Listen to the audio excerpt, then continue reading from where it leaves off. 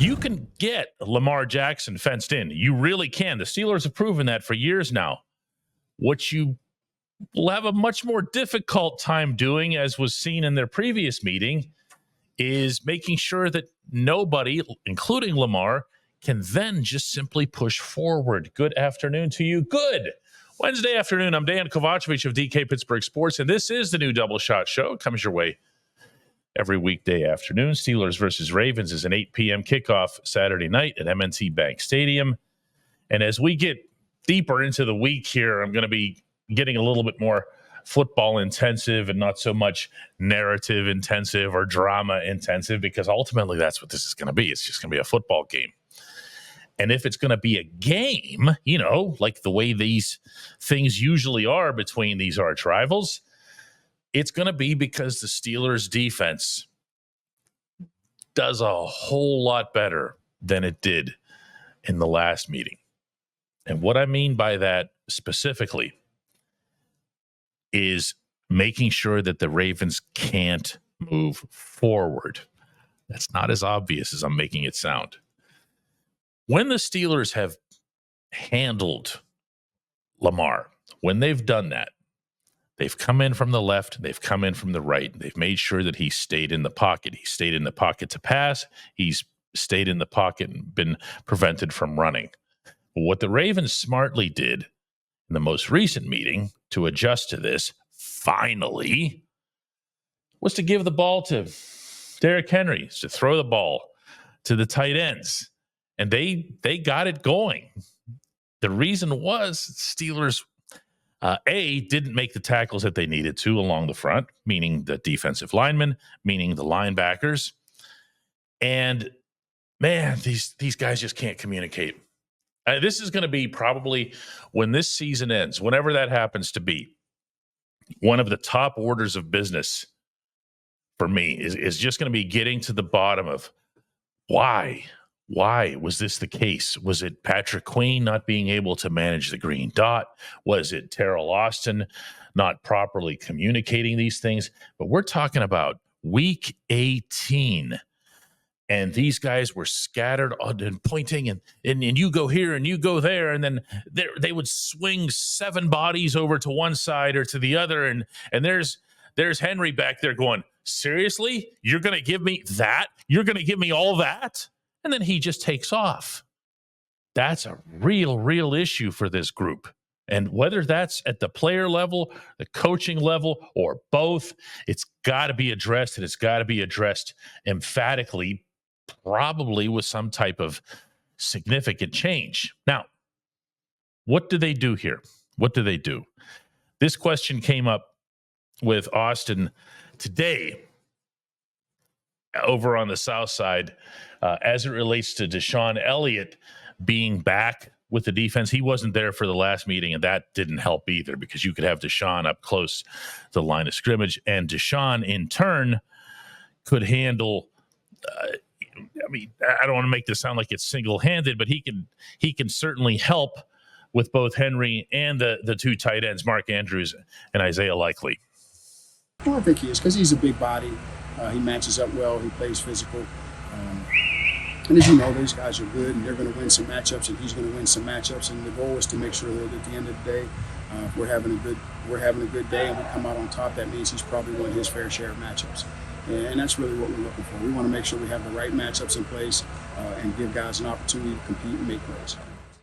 Now, listen, Deshaun's been good. I'm not about to underestimate what he can do. He's not only been the vocal and energetic leader that I think everybody expected, he's just been such a good fit for what the Steelers want to do defensively. Probably even exceeding their expectations in that regard. And if you remember, this last year was DeMonte Casey, and there were some different guys that rotated through there. Elliott has just been that good, but he's not going to make this difference by himself. My feeling is that you're going to need a whole lot of Landon Roberts out there to kind of spy on Henry, to kind of spy on Lamar. You're going to need more in Landon than you will Peyton Wilson. You're going to need to make sure that the tight ends are bodied up, because once they get out there, especially if they're going to stick with Cam Sutton, and he's still falling asleep out there or whatever's going on with him, you're going to need help. You're going to need people to be efficient. This is also, and I really feel like this is important to bring up, for as much as Mike Tomlin can bring about the eye rolls by just constantly referencing takeaways, they need takeaways. Just in general, I don't see this game necessarily going in the Steelers' direction without them. They're going to need to get their hands on the football. And there's never any better place on the field to do that than right there in the trenches. When we come back, we'll be joined by Chris Halleck over on the South Side. At DK Pittsburgh Sports, we take pride in coverage that connects our city's fans to their favorite teams. Now, that connection's stronger than ever. Introducing our all-new state-of-the-art app. Find expert inside reporting and original podcasts. Check live box scores. Track the latest stats. Chat it up with our community of thousands of fans, all in one place. The new app from DK Pittsburgh Sports. Coverage that connects.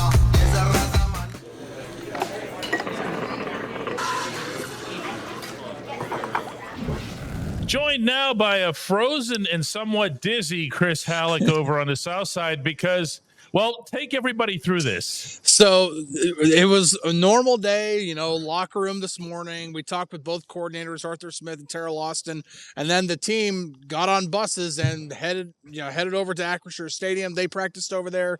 We followed. We covered practice today, and then we all took the hike back across the Mon to the South Side, and here we are again. They didn't make him walk, everybody. They didn't make him walk, okay? He was able to drive back to and from Acrisure Stadium. Why does he do this? Because he's done this in the past. Actually, I think just the main reason for today was that the fields that they normally practice on are just frozen. Those don't have the heating systems that the obviously Acrisure Stadium has, and so they wanted to practice outside today because it's going to be cold in Baltimore. Yeah, there's going to be weather in Baltimore. They wanted to practice outside, but can't do it here because the field's just not able to be practiced on. Yeah, that's the thing. There's always a give and take to this stuff. You want to get acclimated to the weather, but Mike Tomlin will also tell you that he wants to also be able to execute the plays. Yeah. He doesn't want to have the weather override what it is that they're trying to get the details on, Yep. And he's also made clear in the past that he'd rather get acclimated to the weather closer to the end of the week. So all of this kind of adds up. And yeah, being outside, I don't know if you've looked at the Baltimore forecast, but it's not much more pleasant than this, No, it's. I'm going to be glad we're going to be in the press box on Saturday night. I'll be happy for that. Yeah, no question about that. Arthur Smith and Terrell Austin spoke today, the coordinators. I'm sure that most people are interested in what Smith had to say, especially how poorly everything went in the most recent game here.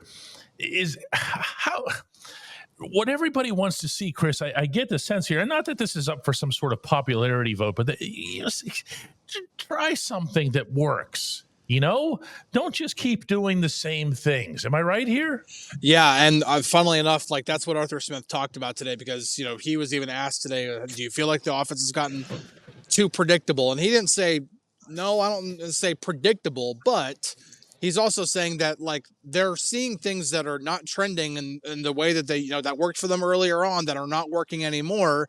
And so he's like, I'm not going to die on that hill. Now he said that specific phrase, die on that hill, twice. He's emphasizing that. He talked about burning the boats, which is essentially trying to leave behind the ups and downs of the season and doing whatever's necessary, turning over whatever stone they could possibly do in order to find a way to beat the Ravens, regardless of what they were doing. So, yes, I agree. They need to do different things. And I kind of heard the coordinator today say maybe they are going to do some things different, but it's one of those things where I kind of believe it when I see it at the same time. Yeah, I was going to say here's what I hear when you're talking. These are the subtitles under it says pitch outs or no pitch outs. It says First down run to Najee, not first down run to Najee. I again, I'll believe it when I see it. I think he has a lot to gain with his one public speaking session of the week to put out this idea that, ooh, Baltimore, guess what? You're in for some surprises. They're not going to do anything crazy. You know, you might, and actually, I don't even want to see them do something crazy. I just want to see them do something basic that makes sense. You know what I mean? This isn't about triple flea flickers. Well, it's funny because like he was even kind of asked, like as he was talking about that, he was like, "Well, we're not going to do anything stupid and come out with like 7 double reverse passes to start the game or anything like that." But he's like, "Yeah, we are seeing things that worked for us earlier on that are not trending a good way for us anymore." And he's like, "We're not going to He actually said, "We're not going to double down and triple down on that." Even though we've been kind of seeing them double down and triple down on that. Yes. So again, it's one of those things where I want to believe what he's saying, because if what he's saying is true, if the game plan for Baltimore is going to be different than what we've been seeing, then maybe this offense stands a chance of doing something against Baltimore. But if he says one thing, but we continue to see the same thing, an offense that was the worst in the NFL in terms of yards per play on first down, an offense that ran the ball, only they were tied with the Texans that ran the ball the most on second and long. Like, these trends are all there. They've been there for the majority of the season, if not all season, and they do need to do something different. So it's one of those things where I hope the coordinator's telling the truth. Now, Smith also addressed today I guess it's a couple of elephants in the room in regards to the Jets and the Bears, asking about him, and here's what he had to say on that front. Yeah, no, that's a great question, because it can become a distraction if you let it. I think, first off, you're extremely humbled because there's so many great candidates out there. I mean, there's guys coaching in small college ball may never get a shot, but, it's nice, I guess, that somebody wants to talk to you. But at the end of the day, the league has tried to slow it down, which is a good thing, because you're sitting here, you got one shot, you don't have any opportunities you're going to get to get in the playoffs, a chance to go win it all, and you can't cheat the game, and you owe that to the players, you owe it to the organization.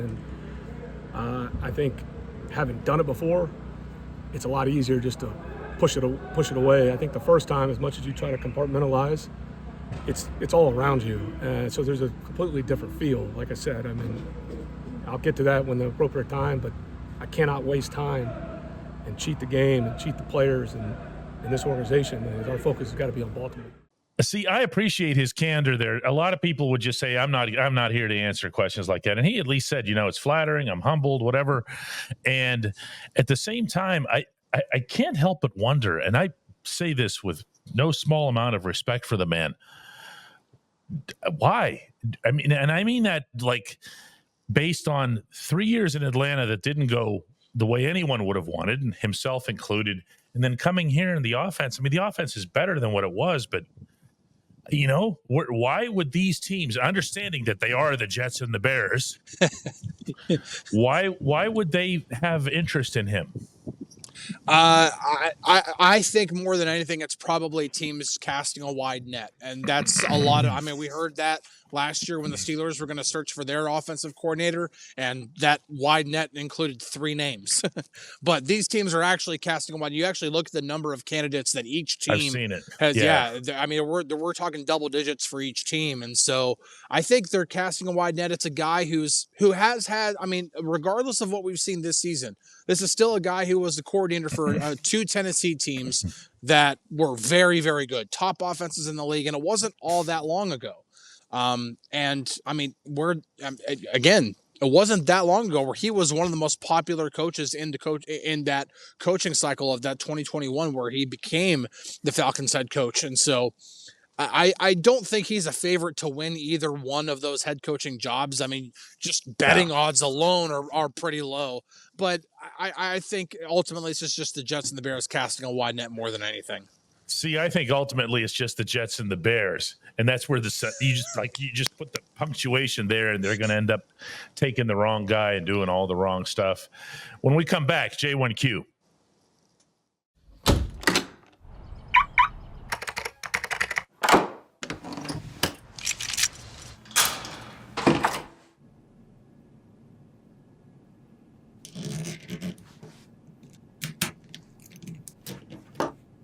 Safety is a habit. Gun safety and responsible storage are no different. Help prevent gun accidents, misuse, and theft. Keep firearms safe and secure when not in use. For safe storage options, visit projectchildsafe.org.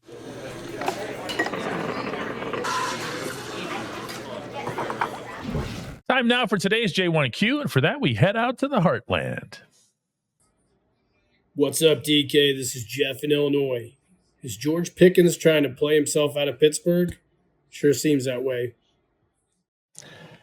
You know, you're not the only one to bring this up. And I swear, I wish you'd elaborated a little bit, Jeff, because I'd love to find the origin of this one. I'm thinking that it might have had something to do with the Christmas game here when the Chiefs had Patrick Mahomes and Travis Kelce on the set of whatever network was broadcasting this or streaming it. And there was a moment where, for whatever reason, George goes up to both of these guys while they're on the set, while they're airing, and shakes their hands as if they know who he is, and whatever, as if he's like one of them, right? And it probably came across to a lot of people, and I did pick up on some of this, as if George was like showing, that he'd like to be with the Kansas Cities someday. And I maybe, who knows? But if you're asking specifically about football and whether he's trying to play his way out, I also had a question from somebody else that was something to the effect of, do you think he dropped those balls on purpose? I take this in the right spirit, not just you, Jeff, everybody. The passion that this fan base has for these reality TV type narratives, this does not come from the media. This does not begin with the media, whether it's me or anybody else. I've never had that sense. That begins with you, okay? Take the criticism when it's there. It begins with how whenever something goes wrong with the Steelers, the first 10 thoughts aren't about football. They're about some goofy thing, this, that, guy, social media, this, that. And it's like, what? I mean, at the end of the day, they're a football team and they're football players. And George is a guy who's really, really talented and really not necessarily 100% all there. Not telling you anything that I wouldn't, in at least some sort of playful form, bring up with him. He's a different dude, okay? And I don't believe that there's anything more to it. I believe that George is just as capable, looking only at this coming week, looking only at Saturday. I think he's just as capable of going out there and having the game of his life and being the greatest teammate, which incidentally, if you go back to a year ago in that game in Baltimore, in the ridiculous cold, and Mason Rudolph and the offense basically won the game in large part because they were able to get George to cooperate and just block and be a decoy. And afterward, everybody's like, yay, George, you're the best. Yay, George got a game ball for that. He was targeted once in a game, got a game ball just because he was a good sport. So you have no idea. I have no idea what to expect from him. But the idea that he would not want to be good at football to show the Chiefs that, yeah, wow, crazy stuff. Hey, let's do this again tomorrow.